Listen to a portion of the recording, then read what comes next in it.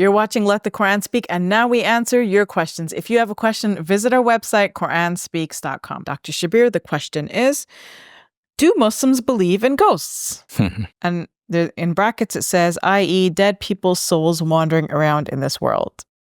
Yeah. Okay. So the short answer to that is that, do Muslims believe? Well, some Muslims may believe, but should we as Muslims believe in that? Well, there's nothing in our religion that requires us to believe that the souls of dead people do roam about.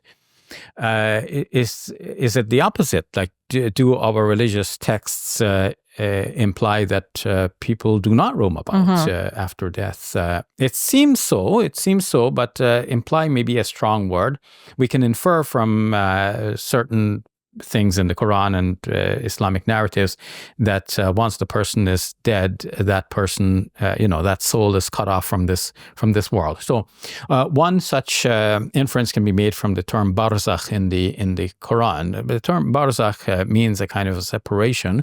It is mentioned in reference to the seas. Maraj al-Bahrayni yaltaqiyan baynahuma barzakhun la yabghiyan. The two seas meet. It looks like this is a reference to fresh and salt water.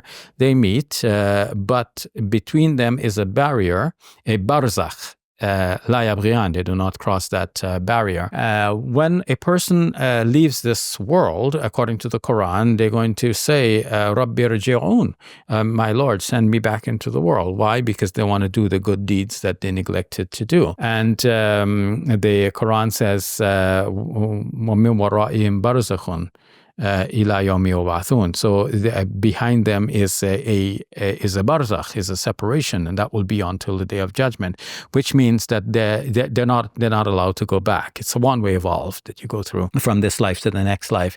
So that would seem to mean that the souls go and they do not come back into this realm of existence. At the same time, the souls are alive. At least we can infer this from some narratives. When the Prophet, peace be upon him, made his night journey and ascension, it is said that he saw the Prophet Musa alayhi salam, Moses, standing in Moses' grave and praying.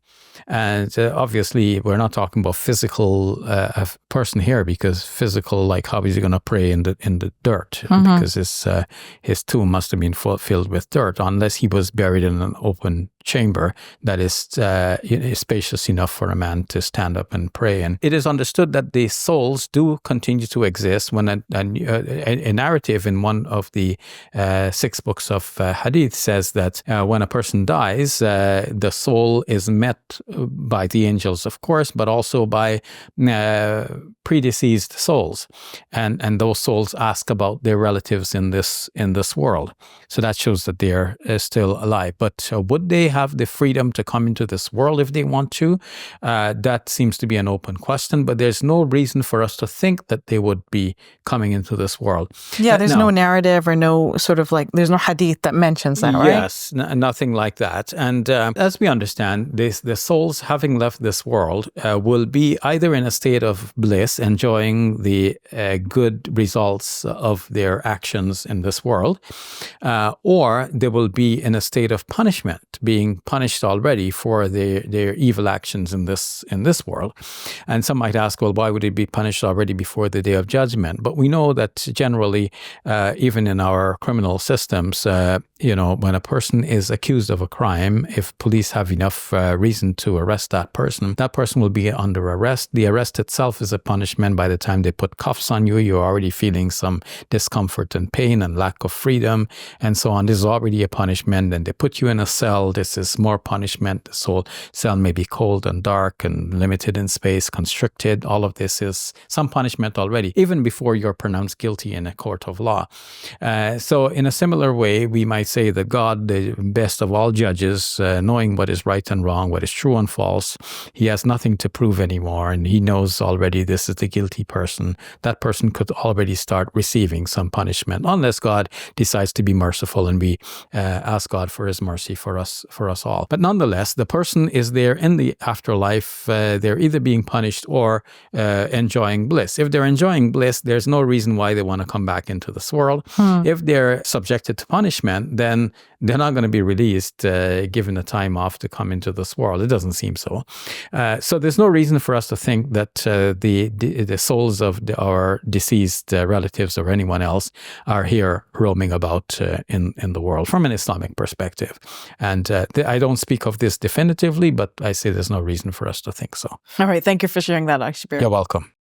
Assalamu alaikum. Welcome to Muslim Media Hub, the new home of Let the Quran Speak. Here we spread positivity and good. We help people experience the beauty of Islam and help them appreciate and understand Muslims. This beautiful building we purchased at cost $2.3 million. Yeah, we've already raised a third of that money, and with your help, inshallah, we can pay off the rest. So we're looking for people who can give $1,000 each. If you can be part of the select group, that's amazing. Otherwise, just please give whatever you can. Every dollar counts. It's our collective responsibility to share the message of Islam with our fellow human beings. Please help us continue this good work. It's a sadaqah jariyah, something that will continue to be a benefit to the Muslim community long after Safiya and I are gone.